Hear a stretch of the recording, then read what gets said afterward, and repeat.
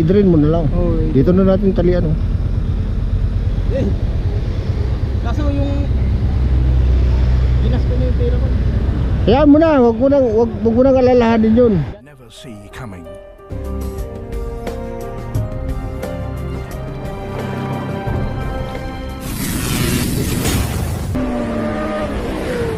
Hello, magandang tanghali. Dito tayo sa Cavite City mga ka-snipe. Libreng sakay tayo mga ka-snipe. Going to Nobilita tayo. Pag may naglalakad dito, lookin na naman natin ng libreng sakay. Mga ka-snipe, may nasalubong ako rito naghihila ng kanyang motor.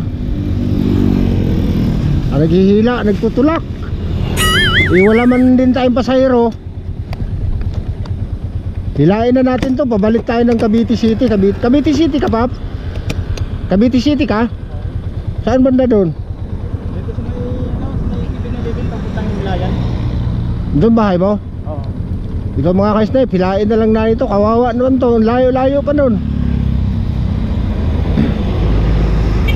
Naluno daw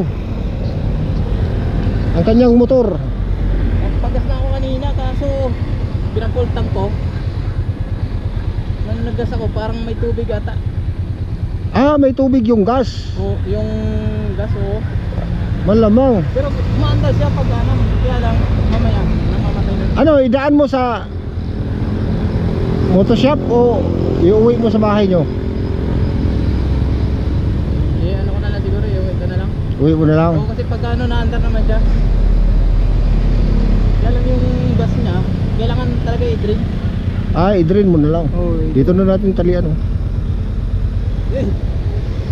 Kaso yung ginas ko na yung pera ko. Hayaan mo na, wag mo nang alalahanin yun. Galing ako naik. Sa kapatid ko, umano ko ng mangga kasi mga mangga. Wag mo nang alalahanin yung bayad dito. Libre to, libre hila to.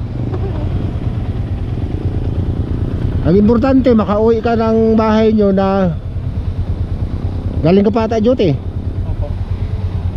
Galing pa ng duty si Paps.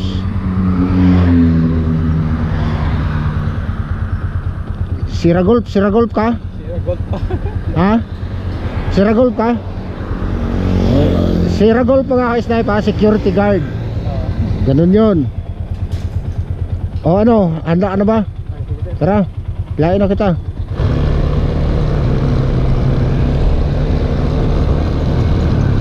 Libre hila to mga ka-snipe kasi kawawa naman si Paps. Ang layo pa kasi nung Cavite City. Dito pa ito sa Nobilita.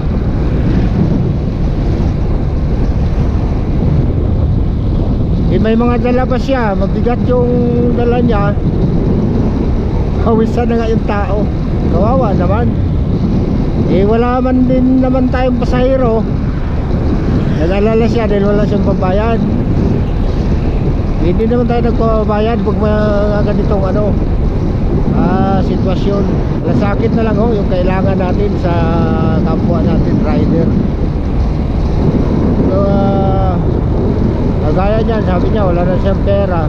Experience ko na rin yan. Galing akong Molupecia, dinala niya ako ng Bacoor sa katiwalang motoshop kasi doon ako nagpapa-shop talaga. Ganon din yung ginawa sa akin. Nanghihila siya, hindi rin naman siya nanghihingi ng bayan.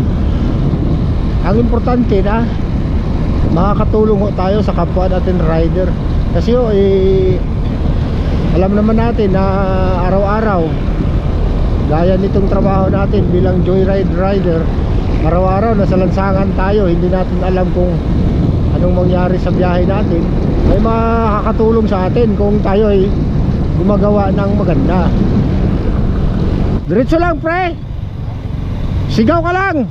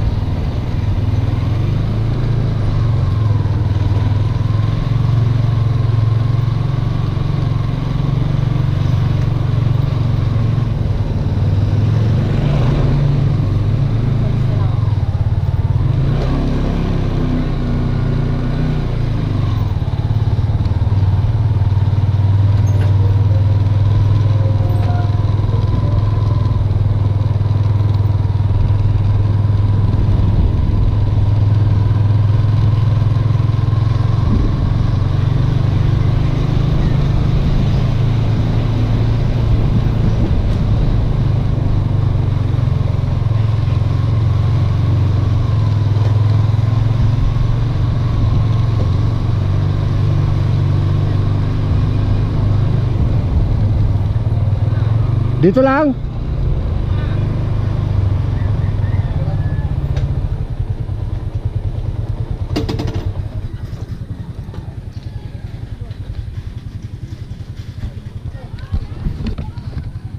Pops, thank you, Pops. Sige, walang problema. Mark. Mark. Oo. Si Mark mga ka-snipe. Oo.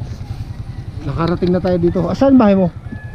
Sa Luwan pa, kaso yung motor lang yung kasya. Ah, motor lang kasi siya. Okay. Ano yung simenteryo? Pa.